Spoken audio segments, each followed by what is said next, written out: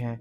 ज़्यादा उम्र के लोग इस टैबलेट का ज़्यादा इस्तेमाल करते हैं, जिनको उम्र के साथ-साथ कमज़ोरी बहुत हो जाती है। इसकी कॉम्पोज़िशन में तमाम विटामिन्स पाए जा रहे हैं, जैसे कि vitamin A, vitamin B 1, vitamin B 2, vitamin B 6, vitamin B 12, जिनके हमारी बॉडी में बहुत अहम फंक्शन है।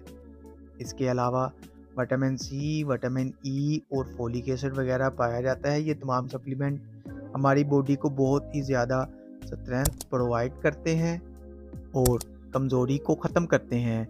वो लोग जिनको इन तमाम विटामिन की कमी हो, तो वो इस टैबलेट का इस्तेमाल कर सकते हैं। अब हम बात करते हैं इसके बेनिफिट्स की। जैसा कि आपको बताया कि ये मल्टीविटामिन सप्लीमेंट हैं और ये टैबलेट आपके हेयर, स्किन, नेल्स, इन तमाम चीज़ों के लिए ये बहुत ही बेनिफिशियल